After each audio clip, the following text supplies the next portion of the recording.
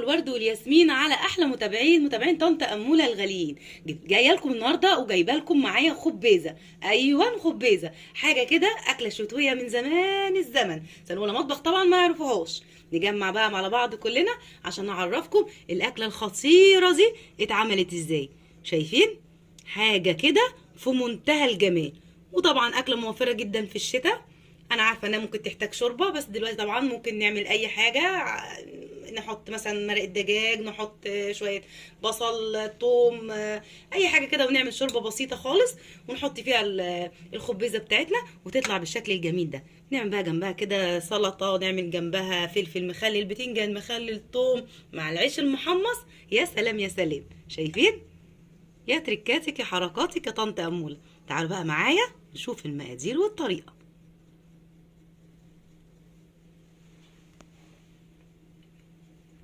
شايفين يا حبايبي المكونات سهله جدا وبسيطه زي ما انتم شايفين. انا معايا هنا كيلو خبيزه، جبتها وقرطفتها زي الملوخيه بالظبط وغسلتها كويس جدا في طبق غويط، وتقعد تغسلها كذا مره وتنشلوها تحطوها في مصفى، وتحطوها تاني في الطبق وتغسلوها وتطلعوها وتحطوها في مصفى لحد ما تبقى بالشكل ده، لان يبقى فيها اتربه كتير قوي. حلو الكلام، كلام جميل. معايا سلق برده، يعني كيلو ده بجيب عليه حزمه سلق كبيره كده، وبقرطفها برده زي الملوخيه بالظبط، ومقطعه عليها حزمه كزبره. حلو الكلام، يبقى ده كزبره ومعاها سلق. تمام. ومعايا طبعا معلقتين 3 كبار من الثوم، ومرقه دجاج وكزبره بس، ومعلقتين 3 كبار رز مغسول. حلو الكلام، كلام جميل. طبعا معايا الشوربه بتاعتي على النار، شوربه فراخ، شوربه لحمه، اي حاجه. ما فيش شوربه خالص طبعا، لو ما فيش مشكله. تبشري بصلايه على طماطمايه، ورق لورا، مكعب من مرق الدجاج، وتبشري قطايه وجزرايه، تديكي احلى شوربه في الظروف اللي احنا فيها دي. كله ماشي وكله بيعدي. طيب هنعمل ايه دلوقتي يا طنط اموله؟ الشوربه بتغلي كده زي ما انتم شايفين، وهنزل بالخبيزه بتاعتي بالشكل ده. بسم الله الرحمن الرحيم. هي هتبقى قدامكم كميه كبيره قوي زي ما انتم شايفين، معتقدين ان هي كبيره قوي. هي هايشه بس شويه كده، وكل ده هينزل على ما فيش زي ما احنا شايفين كده.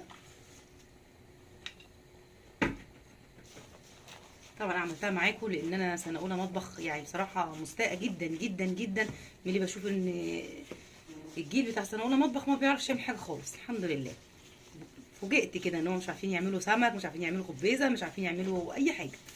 فانا همشي معاكم خطوه بخطوه. عيب كده بقى سنه اولى مطبخ وفي بنانيت مش عارفين يعملوا الخبيزه.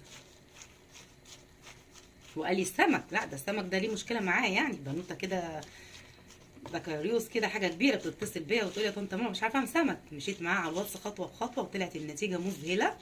وان شاء الله هصور لكم السمك المقلي في فيديو الجاي باذن الله، لان كنتش اعتقد ان البنانيت ما بيعرفوش يشيلوا سمك. لا اتضح ان في حاجات كتيره فايتاني. هعملها معاكم وهوريكم كمان جزء من فيديو هي ماشيه معايا بالخطوات وطلعت النتيجه مبهره. انا بفرح والله ان انا بعلم الجيل ده حاجات كده جميله بجد. بفرح قوي لما الاعمال بتاعتهم تطلع جميله، وهي بتعمل حاجه قدامي بيبقى شكلهم جميل قوي، هم لسه بيتعلموا كده. طبعا انا ضفت على السلق، على الخبيزه بتاعتي السلق والكزبره بس كده. يبقى الشوربه بتاعتي عشان هي اصلا مملحه ومتبله، يا دوبك نزلت بالخبيزه والسلق والكزبره بس كده. هنعمل ايه دلوقتي يا طنط امول؟ الحاجات دي هتفضل زي ما هي، الرز والكلام ده كله مش هاجي جنبه. هغطيها بالشكل ده، واول ما تتسلق هاجي اوريك نعمل ايه. زي ما احنا شايفين حبايب طنط اموله، يا دوبك غلت غلوتين 3 استوت بقت بالشكل ده.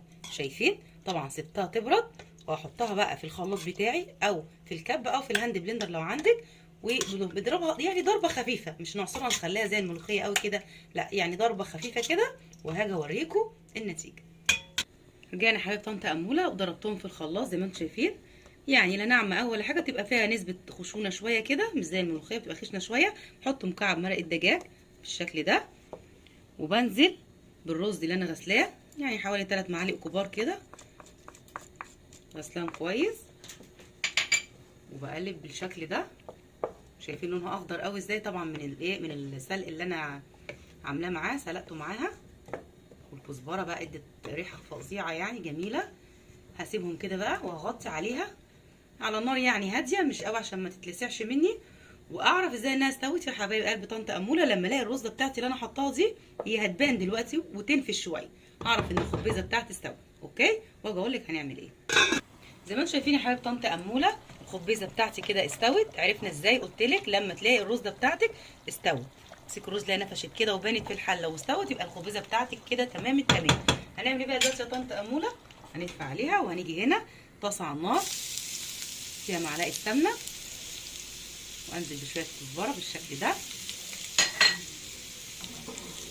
عشان نرشها بقى الطشه الخطيره دي في احلى خبيزه ان شاء الله. شامين الريحه؟ يا سلام يا سلام.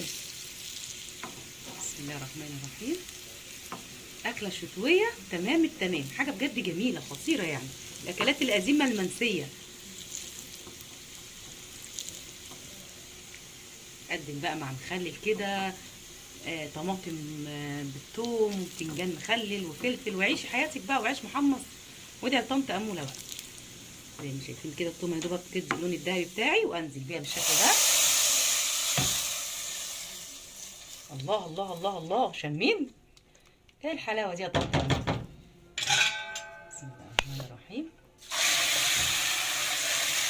ايوه بس كده. وده بقى الشكل النهائي ليها.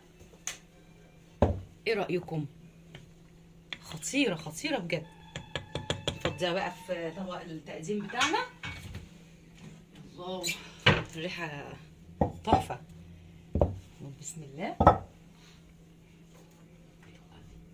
شايفين حبايب طنط اموله شكلها؟ طبعا معظم سنه اولى مطبخ ما يعرفش الخبيزه.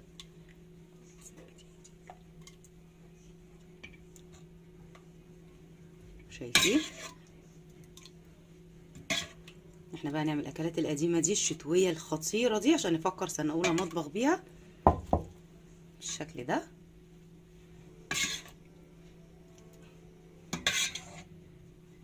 الله الله الله الله، ايه الجمال ده بس يا طنط امون. شايفين واللون اخضر ازاي؟ خطيره خطيره خطيره. يلا بقى اعملوها كده. وشايفين الكفايه السخونيه اللي طالعه دي بالدخان بقى كده، شتا شتا يعني، اكلها تحفه. نسينها انتوا اكيد من زمان، مش عارفينها اصلا سنه اولى. حلو الكلام، كلام جميل. وبكده خلصت اكلتنا النهارده. يا ريت بقى تنفذوها وتقولوا رايكم في الكومنتات. تنسوش طنط اموله باللايك والشير، هي شبه الملوخيه. شايفين بقى الملوخيه بس طعم بقى خطير طبعا. تنسوش طنط اموله بقى طبعا باللايك والشير والسبسكرايب وفعلوا الجرس عشان يوصلكم من طنط اموله كل جديد. والسلام عليكم ورحمه الله وبركاته.